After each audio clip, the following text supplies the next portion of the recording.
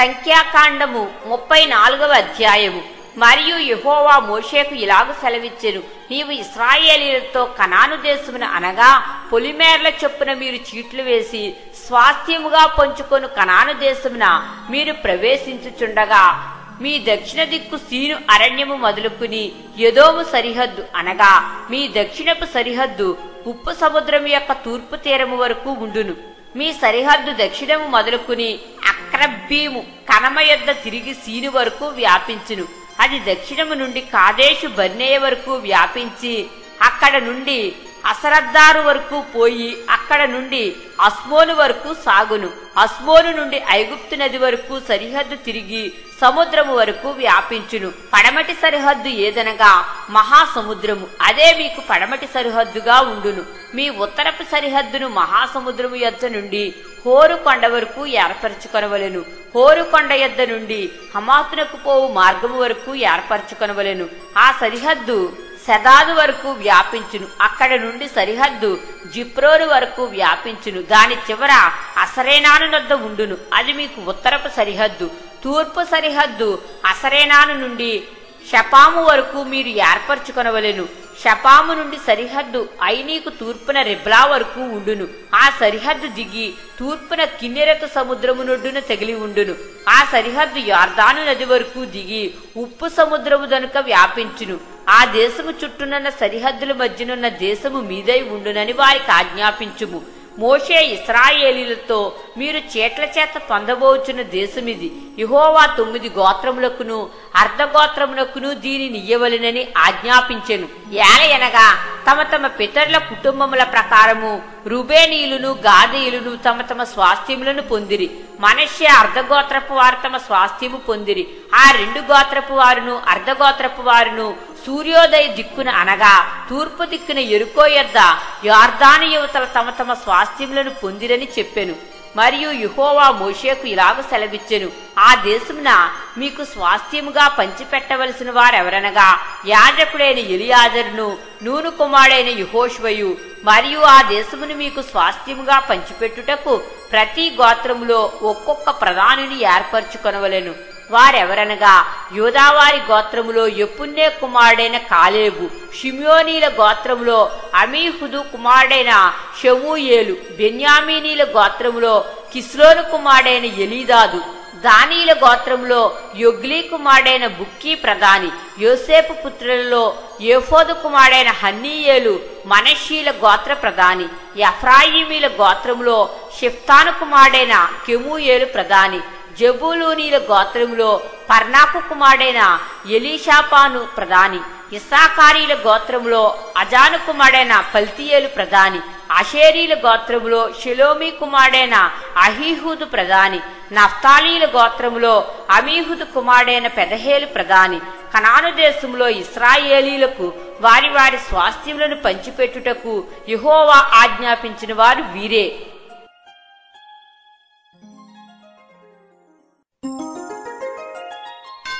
సంఖ్యాకాండము 35వ అధ్యాయము. మరియు యెరికో యొద్ద యొర్దానుకు సమీపమైన మోయాబు మైదానములలో యెహోవా మోషేకు ఇలాగు సెలవిచ్చెను, ఇశ్రాయేలీలు తాము పొందు స్వాస్థ్యములో లేవీలు నివసించుటకు వారికి పురములను ఇయ్యవలెనని వారికి ఆజ్ఞాపించుము. ఆ పురముల చుట్టూనున్న పల్లెలను లేవీయులకు ఇయ్యవలెను. వారు నివసించుటకు ఆ పురములు వారి వగును. వాటి పొలములు వారి పశువులకును వారి మందలకును వారి సమస్త జంతువులకును ఉండవలెను. మీరు లేవీలకిచ్చు పురముల పల్లెల ప్రతి పురము యొక్క గోడ మొదలుకుని చుట్టూ 1000 మూరలు. మరియు మీరు ఆ పురముల వెలుపల నుండి తూర్పు దిక్కున 2000 మూరలను, దక్షిణ దిక్కున 2000 మూరలను, పడమటి దిక్కున 2000 మూరలను, ఉత్తర దిక్కున 2000 మూరలను కొలవవలెను. ఆ నడుమ పురం ఉండవలెను. అది వారి పురములకు పల్లెలుగా ఉండును. మరియు మీరు లేవీలకిచ్చు పురములలో 6 ఆశ్రయపురములు ఉండవలెను. నరహంతకుడు వాటిలోనికి పారిపోవునట్లుగా వాటిని నియమింపవలెను. అవియుగాక 42 పురములను ఇయ్యవలెను. వాటి వాటి పల్లెలతో కూడా మీరు లేవీలకు ఇయ్యవలసిన పురములన్నీయు 48. మీరు ఇచ్చు పురములు ఇశ్రాయేలీల స్వాస్థ్యములో నుండియే ఇయ్యవలెను. మీరు ఎక్కువైన దానిలో ఎక్కువగాను తక్కువైన దానిలో తక్కువగాను ఇయ్యవలెను. ప్రతి గోత్రము తాను పొందు స్వాస్థ్యము చొప్పున తన పురములలో కొన్నిటిని లేవీయులకు ఇయ్యవలెను. మరియు యెహోవా మోషేకు ఇలాగ సెలవిచ్చెను, నీవు ఇశ్రాయేలీయులతో ఇట్లనుము, మీరు యొర్దాను దాటి కనాను దేశంలోనికి వెళ్లిన తరువాత ఆశ్రయపురములుగా ఉండుటకు మీరు పురములను ఏర్పరచుకొనవలెను. పొరబాటున ఒకని చంపినవాడు వాటిలోనికి పారిపోవచ్చును. తీర్పు పొందుటకై నరహంతకుడు సమాజము ఎదుట నిలుచు వరకు వాడు మరణశిక్ష పొందకూడదు కనుక ప్రతిహత్య చేయువాడు రాకుండా అవి మీకు ఆశ్రయపురములుగా ఉండును. మీరు ఇయ్యవలసిన ఆ పురములలో 6 ఆశ్రయపురములుండవలెను. వాటిలో యొర్దాను యువతల 3 పురములను ఇయ్యవలెను. కనాను దేశంలో 3 పురములను ఇయ్యవలెను. అవి మీకు ఆశ్రయపురములుగా ఉండును. పొరబాటున ఒకని చంపిని ఎవడైనను వాటిలోనికి పారిపోవునట్లు ఆ 6 పురములు ఇశ్రాయేలీలకును పరదేశులకును మీ మధ్య నివసించు వారికిని ఆశ్రయమై ఉండును. ఒకడు చొచ్చునట్లు వానిని ఇనుప ఆయుధముతో కొట్టువాడు నరహంతకుడు. ఆ నరహంతకుడికి నిశ్చయముగా మరణశిక్ష విధింపవలెను. ఒకడు చొచ్చునట్లు మరి ఒకడు రాతితో వాని కొట్టగా దెబ్బ తినిన వాడు చనిపోయినడలా కొట్టినవాడు నరహంతకుడగును. ఆ నరహంతకుడు నిశ్చయముగా మరణశిక్ష పొందును. మరియు ఒకడు చొచ్చునట్లు మరి ఒకడు చేతికర్రతో కొట్టగా దెబ్బ తినినవాడు చనిపోయిన ఎడల కొట్టినవాడు నరహంతకుడగును. ఆ నరహంతకుడు నిశ్చయముగా మరణశిక్ష పొందును. హత్య విషయములో ప్రతిహత్య చేయువాడు తానే నరహంతకుని చంపవలెను. వాని కొనుగొనినప్పుడు వాని చంపవలెను. ఒకడు చచ్చినట్లు వాని పగబట్టి పొడిచినను లేక పొంచి ఉండి వాని మీద దేనినైనను వేసినను లేక ఒకడు చచ్చినట్లు వైరము వల్ల చేతితో వాని కొట్టినవాడు నరహంతకుడు. నిశ్చయముగా వాని చంపవలెను. నరహత్య విషయములో ప్రతిహత్య చేయువాడు ఆ నరహంతకుని కొనుగొనినప్పుడు వాని చంపవలెను. అయితే పగబట్టక హఠాత్తుగా వానిని పొడిచినను పొంచి ఉండక వాని మీద ఏ ఆయుధమునైనను వేసినను వాని చూడక ఒకడు చచ్చినట్లు వాని మీద రాయి పడవేసినను దెబ్బ తినిన వాడు చనిపోయినలా కొట్టినవాడు వాని మీద పగపట్టలేదు, వానికి హాని చేయగోరలేదు. కాబట్టి సమాజము ఈ విధులను బట్టి కొట్టిన వానికిని హత్య విషయములో ప్రతిహత్య చేయువానికిని తీర్పు తీర్చవలెను. అట్లు సమాజము నరహత్య విషయములో ప్రతిహత్య చేయువాని చేతిలో నుండి ఆ నరహంతకుని విడిపింపవలెను. అప్పుడు సమాజము వాడు పారిపోయిన ఆశ్రయపురమునకు వాని మరల పంపవలెను. వాడు పరిశుద్ధ తైలంతో అభిషేకింపబడిన ప్రధాన యాజకుడు మృతి నొందు వరకు అక్కడనే నివసింపవలెను. అయితే ఆ నరహంతకుడు ఎప్పుడైనను తాను పారిపోయి చొచ్చిన ఆశ్రయపురము యొక్క సరిహద్దును దాటి వెళ్ళునప్పుడు నరహత్య విషయములో ప్రతిహత్య చేయువాడు ఆశ్రయపురం యొక్క సరిహద్దు వెలుపల వాని కనుగొని ఎడల ఆ ప్రతిహంతకుడు ఆ నరహంతకుని చంపినను వాని మీద ప్రాణము తీసిన దోషము ఉండదు. ఏలయనగా ప్రధాన యాజకుడు మృతి నొందు వరకు అతడు ఆశ్రయపురములోనే నివసింపవలెను.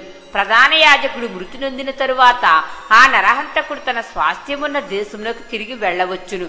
ఇవి మీ సమస్త నివాస స్థలములలో మీ తరతరములకు మీకు విధింపబడిన కట్టడ.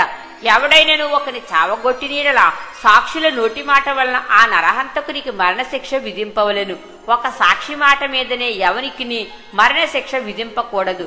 చావతగిన నరహంతకుని ప్రాణము కొరకు మీరు విమోచన ధరము అంగీకరింపక నిశ్చయముగా వానికి మరణశిక్ష విధింపవలెను. మరియు ఆశ్రయపురమునకు పారిపోయినవాడు యాజకుడు మృతి నందకమునుపు స్వదేశమందు నివసించున్నట్లు వాని చేత విమోచన ధనమును అంగీకరింపకూడదు. మీరుండు దేశమును అపవిత్రపరచకూడదు. నరహత్య దేశమును అపవిత్రపరచును కదా. దేశములో చిందిన రక్తము నిమిత్తము చిందించిన వాని రక్తము వలననే ప్రాయశ్చిత్తము కలుగును గాని మరి దేని వలనను కలుగదు. మీరు నివసించు దేశమును అపవిత్రపరచకూడదు. అందులో నేను మీ మధ్యను నివసించుచున్నాను. నిజముగా యెహోవాను నేను ఇశ్రాయేలీల మధ్య నివసించుచున్నాను.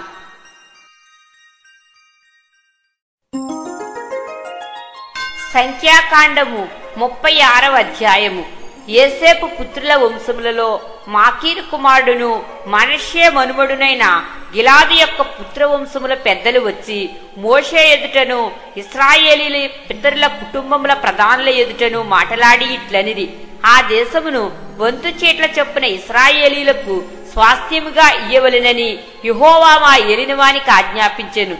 మరియు మా సహోదరుడైన సెలోపెహదు స్వాస్థ్యమును అతని కుమార్తెలకు ఇయ్యవలెనని మా ఏలినవాడు యెహోవా చేత ఆజ్ఞ పొందెను. అయితే వారు ఇశ్రాయేలీలలో వేరు గోత్రముల వారినెవరినైనను పెళ్లి చేసుకొని నీడల వారి స్వాస్థ్యము మా పితరుల స్వాస్థ్యము నుండి తీయబడి వారు కలుసుకొనిన వారి గోత్ర స్వాస్థ్యముతో కలుపబడి మాకు వంతు చీట్ల చొప్పున కలిగిన స్వాస్థ్యము నుండి విడిపోవును. కాబట్టి ఇశ్రాయేలీలకు సునాద సంవత్సరము వచ్చినప్పుడు వారి స్వాస్థ్యము వారు కలుసుకొనిన వారి గోత్ర స్వాస్థ్యంతో కలుపబడును గనుక ఆ వంతున మా పితరుల గోత్ర స్వాస్థ్యము తగ్గిపోవుననగా మోషే యెహోవా సెలవిచ్చినట్లు ఇశ్రాయేలీలకు ఆజ్ఞాపించి ఇట్లనెను. యోసేపు పుత్రుల గోత్రికులు చెప్పినది న్యాయమే. యెహోవా సెలోపెహదు కుమార్తెలను గూర్చి సెలవిచ్చిన మాట ఏదనగా, వారు తమకు ఇష్టులైన వారిని పెండ్లి చేసుకొనవచ్చును, కాని వారు తమ తండ్రి గోత్రవంశములోనే పెండ్లి చేసుకునవలెను. ఇశ్రాయేలీల స్వాస్థ్యము ఒక గోత్రంలో నుండి వేరొక గోత్రములోనికి పోకూడదు. ఇశ్రాయేలీలలో ప్రతి వాడును తన తన పితరుల గోత్ర స్వాస్థ్యమును హత్తుకొని ఉండవలెను. మరియు ఇశ్రాయేలీలకు వారి వారి పితరుల స్వాస్థ్యము కలుగునట్లు ఇశ్రాయేలీల గోత్రములలో స్వాస్థ్యము గల ప్రతి కుమార్తెయు తన తండ్రి గోత్రవంశములోనే పెండ్లి చేసుకొనవలెను. స్వాస్థ్యము ఒక గోత్రములో నుండి వేరొక గోత్రమునకు పోకూడదు. ఇశ్రాయేలీల గోత్రములు వారి వారి స్వాస్థ్యములో నిలిచి ఉండవలెను. యెహోవా మోషేకు ఆజ్ఞాపించినట్లు సెలోపెహదు కుమార్తెలు చేసిరి. సెలోపెహదు కుమార్తెలైన Mahlah, Tirzah, Hoglah, Milcah, Noah తమ తండ్రి సహోదరుని కుమారులను పెండ్లి చేసుకొనిరి. వారు యోసేపు కుమారులైన మనషీలను పెండ్లి చేసుకొనిరి గనుక వారి స్వాస్థ్యము వారి తండ్రి గోత్ర వంశములోనే నిలిచెను. యెరికో యొద్ద యొర్దానుకు సమీపమైన మోయాబు మైదానములలో యెహోవా మోషే చేత ఇశ్రాయేలీలకు ఆజ్ఞాపించిన విధులను ఆజ్ఞలను ఇవే.